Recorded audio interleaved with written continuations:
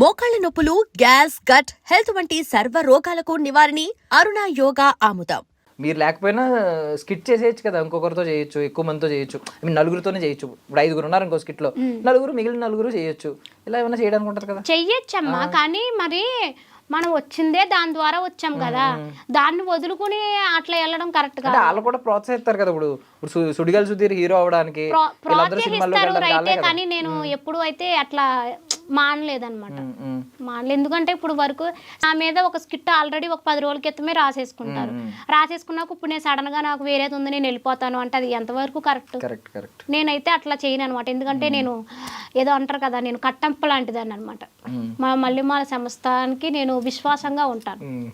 వాళ్ళని అడిగి ఏదైనా వచ్చినా కూడా వాళ్ళకి చెప్పి వెళ్ళమంటే వెళ్తాను, లేకపోతే అంత వదులుకుని అయితే వెళ్ళను. సో ఈ జబర్దస్త్, ఈ మల్లెమాల ఎంతో మందిని ఈరోజు స్టార్స్ని చేసింది నిజం చెప్పాలంటే. సుడిగాలి సుధీర్ గారు లాంటి వాళ్ళు, హైపరాది గారు లాంటి వాళ్ళు, మీ రామ్ ప్రసాద్ గారు లాంటి వాళ్ళు, వీళ్ళందరూ గెటప్ సీను, ఎంతమంది సినిమాల్లో పెద్ద పెద్ద యాక్టర్స్గా కొనసాగుతున్నారు. సో చాలా మంది, కొంతమంది మాత్రం దీని గురించి నెగిటివ్ చెప్పేవాళ్ళు కూడా ఉన్నారు. జబర్దస్త్ మీద తెలుసు కదా, కొంతమంది కిరా కార్పి లాంటి వాళ్ళు, కొంతమంది నెగిటివ్ వ్యాఖ్యలు చేసి వెళ్ళిపోయిన వాళ్ళు ఉన్నారు. రియాలిటీ ఏంటి? మల్లెమాల ఒక దేవాలయం అని కొంతమంది చాలా తక్కువ మందే చెప్తున్నాను, వాళ్ళు మాత్రం దానిలో పాలిటిక్స్ ఉంటాయనో, దానిలో కొంచెం చులకనగా చూడడం ఇలాంటివన్నీ ఉంటాయని చెప్పి కొంతమంది అంటున్నారు. నీకు ఎప్పుడైనా స్టార్టింగ్ వెళ్ళినప్పుడు నువ్వు ఎవరికి తెలియకుండా ఒక చిన్న క్యారెక్టరైజేషన్కి వెళ్ళినప్పుడు, ఇప్పుడు మెయిన్ లీడ్ కింద అయిపోయావు ఆల్మోస్ట్, దానిలో నిన్ను పెట్టి సెంటర్లో రాస్తున్నారు స్కిట్లు. సో అప్పటికి ఏమైనా మార్పులు వచ్చినాయా? స్టార్టింగ్ ఏమైనా చులకనగా చూసారా నిన్ను? అంటే స్టార్టింగ్ చులకనగా అంటే అమ్మా నేను చెప్తాను, ఇప్పుడు నేను సోషల్ మీడియా ద్వారా నేను జబర్దస్త్కి వెళ్ళాను. అక్కడ టీం లీడర్లు గట్టా అందరూ ఉన్నారు. ఇప్పుడు కొంతమందికి నా వీడియోలు చూసిన వాళ్ళకి నేను తెలుసు, కొంతమందికి నేను తెలియదు. తెలిసిన వాళ్ళు హాయ్ శ్రీదేవి గారు అని పలకిస్తారు, తెలియలేని వాళ్ళు వాళ్ళ పని వాళ్ళు చేసుకుంటారు. వాళ్ళు మనల్ని పలకరించలేదు కదా, మనల్ని చిన్న చూపు చూసారని మనం ఎలా అనుకుంటాం? అది కరెక్ట్ కాదు కదా, అవునా కదా? మనం జూనియర్స్ కొత్తగా వెళ్ళాము అందులోకి, అందరూ వచ్చి నీతోటి ఆ శ్రీదేవికి వచ్చిన ఎవరు భజన చెయ్యరు కదా మనకి. వాళ్ళ వర్క్స్ వాళ్ళకుంటే వాళ్ళకు ఉంటాయి, కొంచెం అలవాటు అయ్యే కొలది మనకి అందరూ పరిచయం అవుతారు. ఇప్పుడు నేను ఉన్నాను, స్టార్టింగ్ ఎలా ఉన్నానో ఇప్పుడు కూడా అలాగే ఉన్నాను, అందరితోటి బాగా మాట్లాడతాను. అన్ని టీమ్స్లోని నేను చేశాను. ఒక టీం లీడర్ అలా ఉంటాడు, ఒక టీం లీడర్ ఇలా ఉంటాడు అనడానికి లేదు, అన్ని టీంలతోటి నేను వర్క్ చేశాను కదా. అవును, అందరి టీంలతో చేయడం ఏంటి? ఇది విచిత్రంగా అనిపించింది నాకు, ప్రతి టీంలో కనిపించడం. ప్రతి టీంలోకి వెళ్ళిపోతాను నేను, అదంతా నాదే, మళ్ళీ నాదే. ఇప్పుడు చేసేవాళ్ళు, ఈ స్కిట్లు చేసేటోళ్ళు ఇప్పుడు కొంతమంది ఎలా ఉన్నారంటే, ఎట్లా ఉంటారంటే సపోజు భాస్కర్ గారు అండ్ ఫైమా, నరేష్, వీళ్ళ కాంబినేషన్ ఒకటి, వీళ్ళు ముగ్గురిది ఒక కనెక్ట్ అయిపోయారు జనాలు, ఆల్రెడీ కనెక్ట్ అయ్యారు కాబట్టి వాళ్ళు ముగ్గురు చేస్తేనే చూడడానికి కూడా మనకి ఇంట్రెస్ట్గా అనిపిస్తుంది. వాళ్ళు పక్కకి వెళ్ళారు అనుకో అంత అనిపించదు, మళ్ళీ వాళ్ళతో చేస్తే బాగుంది అన్న ఫీల్ వస్తుంది మనకు చూసేటప్పటికి. నా వర్షన్కి ఏంటంటే, నేనేంటంటే నాకు ఏ టీం లీడర్ అన్నా ఓకే, ఏ స్కిట్ అయినా ఓకే, ఎందుకంటే ఏదైనా నేను చేయగలను, నేను చేస్తాను. జనాలు తీసుకుంటారు నన్ను, నేను ఎందులో చేసినా కూడా జనాలు తీసుకుంటారు, అక్క వచ్చింది కదా అని చూస్తారు అనే ఒక ఇది ఉంది. తర్వాత నాకు ఆ టీం లీడర్ కావాలి, ఈ టీం లీడర్లు కావాలి అని నేను ఎవరిని అడగను. ఒక టీం లీడర్ అవ్వాలంటే ఎంతో కష్టపడాలి, వారం రోజుల ముందు స్కిట్ రాసుకోవాలి, ఆ స్కిట్ తీసుకొచ్చి డైరెక్టర్కి చూపించాలి, డైరెక్టర్ గారు ఒప్పుకోవాలి, మళ్ళీ ఒప్పుకోలేదంటే మళ్ళీ వెళ్ళి మళ్ళీ రాసుకురావాలి, బోల్డ్ అంత కష్టపడతారు. నాకేంటంటే ఒక్కసారి ఏదైనా చెప్పారంటే బుర్రలోకి వెళ్ళిపోద్ది చదువుకోపోయినా కూడా. కాబట్టి నాకు ఏ టీం అయినా ఓకే, నేను ఏ స్కిట్ అయినా చేయగలను అనే కాన్ఫిడెంట్ నాకు ఉందన్నమాట, చేస్తాను అట్లా. ఎప్పుడైనా రికార్డింగ్ సెషన్ లో, డైరెక్ట్ లైవ్ కి వచ్చినప్పుడు, ప్రాక్టీస్ సెషన్ పక్కన పెడితే ఎప్పుడైనా పొరపాట్లు జరిగినాయా? డైలాగ్ మర్చిపోవడం అసలు ఎప్పుడు లేదు. ఎప్పుడైనా అంటే ఈ తడబాట్లు జరుగుతాయి? తడబాట్లు అంటే స్టార్టింగ్ ఒక్కసారి ఫస్ట్ లో వచ్చిన కొత్తలో ఒకసారి మర్చిపోయాను. ఏమన్నారు అప్పుడు? ఏం చేశారు? ఎప్పుడేమన్నారు, సెకండ్ టేక్ తీస్తారు అంతే, అట్లా ఏమంటారు అంతే. మళ్ళా అది కూడా టెన్షన్ బాగా, ఫస్ట్ స్కిట్ అనమాట. అప్పుడు భాస్కర్ గారితో చేసినప్పుడు ఫస్ట్ స్కిట్కే కొంచెం ఒకే ఒక డైలాగు కొంచెం అంటే టెన్షన్ వచ్చేసి మాట్లాడడానికి భయం వేసి ఆగాను. కానీ బుల్లెట్ భాస్కర్ గారి గురించి ఏదో చెప్పావు కదా, ముక్కు మీద ఉంటది కోపం అని చెప్పి. భాస్కర్ గారికి ముక్కు మీద ఉంటది కోపం, కానీ చాలా మంచి ఆయన, అందరికీ సపోర్ట్ చేయాలనుకుంటారు. ఇప్పటికే ఆయన టీంలో ఎంతమంది కుర్రోళ్ళు ఉంటారు, అందరికీ కూడా డబ్బులు ఇస్తారు. ఆయన ఏదో వచ్చి వెళ్ళిపోయారు కదా అన్నట్టు ఉండరు, కంపల్సరీ అందరికీ డబ్బులు ఇస్తారు, బాగా సపోర్ట్ చేస్తారు. స్టార్టింగ్ నుంచి నీకు రెమ్యూనరేషన్ ఉందా? స్టార్టింగ్ నుంచి ఉంది మా, నాకు ట్రావెలింగ్ కట్ట అన్ని స్టార్టింగ్ నుంచే ఉంది. ఇప్పటికే ఇప్పుడు ఇంకా మంచి రెమ్యూనరేషన్ ఇస్తా ఉంటారు. ఇప్పటికే చెప్పొచ్చా, షేర్ చేసుకోవచ్చా రెమ్యూనరేషన్? లేదు, చేసుకోకూడదు. అగ్రిమెంట్లు ఉంటాయా?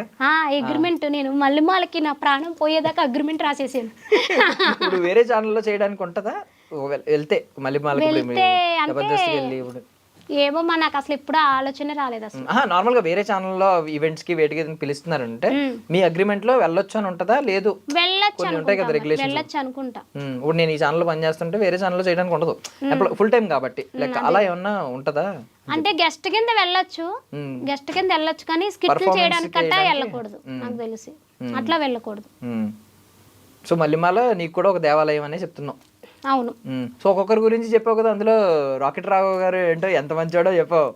రాఘవ్ గారు కూడా ఆయన ఎట్లా తెలుసా, ఇప్పుడు ఒక చీమ మీద స్కిట్ చేస్తున్నామంటే చీమ మనోభావాలు దెబ్బతింటాయేమో దేవి గారు అని ఆలోచించే మనస్తత్వం ఉన్న ఆయన. అంటే గతంలో ఎప్పుడో ఎవరో మనోభావాలు దెబ్బతిని ఇబ్బంది పడి ఉంటారు. అసలు ఎవరిని కూడా అసలు ఆయన్ని ఎవ్వరు కూడా బాధపడకూడదని ఆలోచించుకునే మనిషి ఆయన తెలుసా. అసలు ఒక స్కిట్ చేయాలి అంటే ఒకళ్ళ మీదకి ఏమి వెళ్ళకూడదు, ఒకళ్ళని తీసుకోకూడదు. కప్ప మీద స్కిట్ చేయాలన్నా కూడా కప్ప బాధపడద్దేమో అనుకుంటే మనస్తత్వం ఆయన. చాలా మంచి ఆయన రాఘవ్ గారు, నిజంగా చాలా మంచి ఆయన. సో ఎవరిని ఏమండాలి పాపం అసలు నాకు తెలిసి ఏమన్నా. బుల్లెట్ భాస్కర్ గారు అయితే సీరియస్ అవుతా ఉంటాడా కొంచెం?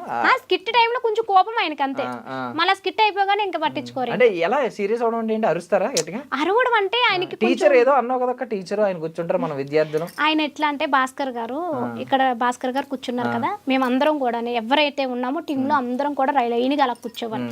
ఆయన స్కిట్ చెప్పేటప్పుడు కంపల్సరీ అందరం మనం మైండ్ పెట్టాలి. చెప్తారు ఆయన మంచిగా చెప్తారనమాట, ఇట్లా చెయ్యాలి మీరు ఓకేనా అంటారు అంతే. ఆ చెప్పేటప్పుడు మనం కానీ మధ్యలో కదిపేమనుకో కోపం వస్తుంది ఆయనకి.